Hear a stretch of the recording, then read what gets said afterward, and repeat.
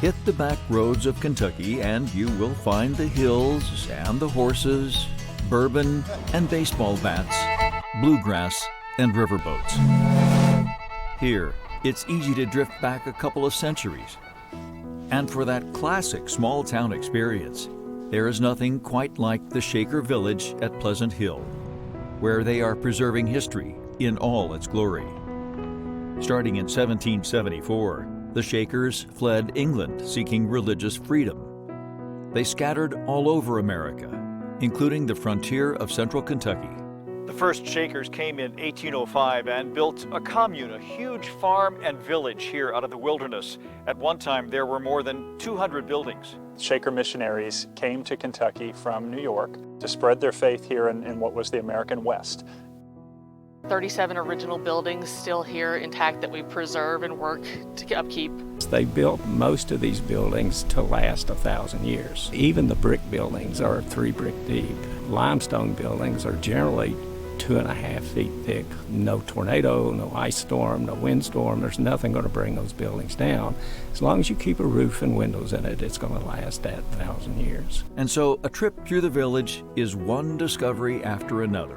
For starters, you're walking on one of the state's earliest roads. Our turnpike, this used to be a highway running through here many, many years ago. Those travelers on this road would actually pay for its use, typically by the hoof that they'd be paying to pass through. And this road was improved, and in the 1830s actually connected from Lexington to Harrodsburg. Just down this road, Harrodsburg is the oldest town in Kentucky.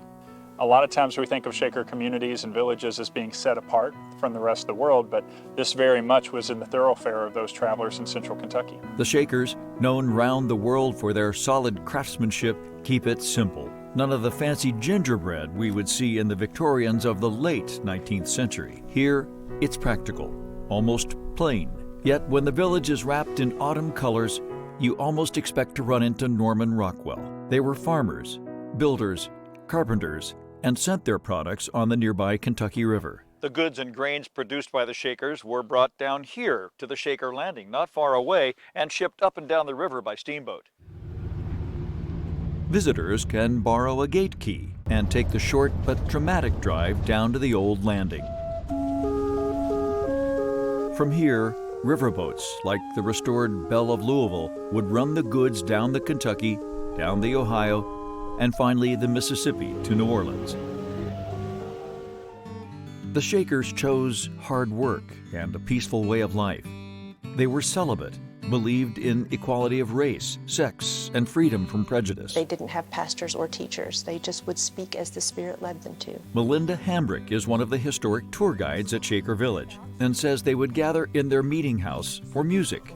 They did not use instruments. They believed that the human voice was the one designed by God for that purpose. Their music was a cappella all the time and in unison, because they didn't want to sing harmonies. They thought that might lead to division among them.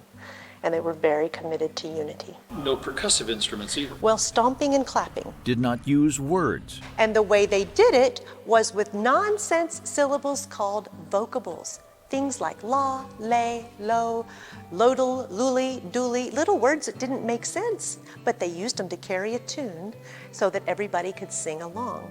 And I'm going to demonstrate one of those for you. It uses the word lodal, L-O-D-L-E, and it goes like this. Lodal, lodal, lodal, lo, lodal, lodal, lo, lo, lodal, lodal, lodal, lo, lodal, lodal, lo, lo.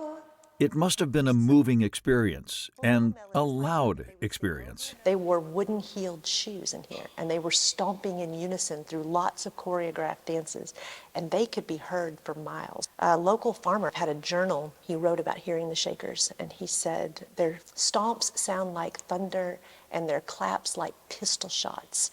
I lived 7 miles away. During the Civil War, they cared for and fed soldiers from both sides. But in the years after the war, into the 20th century, membership declined.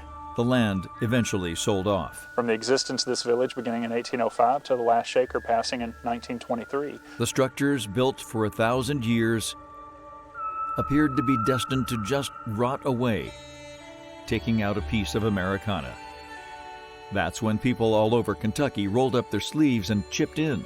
We spend over $1 million a year on historic preservation. In 1961, a grassroots effort created a nonprofit organization to save the village, rebuilding the structures, burying utilities, and creating a plan to charge admission and provide overnight lodging.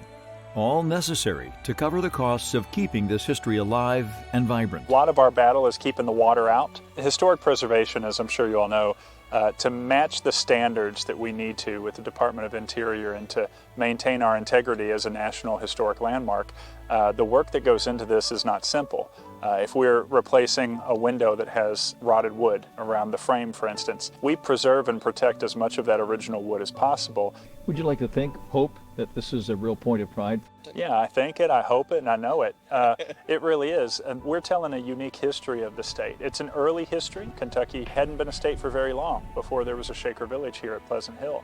And so, 2 centuries later, folks still visit this special place. In yonder valley there grows sweet. Saved and preserved just as it was. Let us arise and drink our fill. The voices of our past pouring out of the old meeting hall, drifting through the trees, echoing down off the hill. Let us arise and Small town Americana at its best.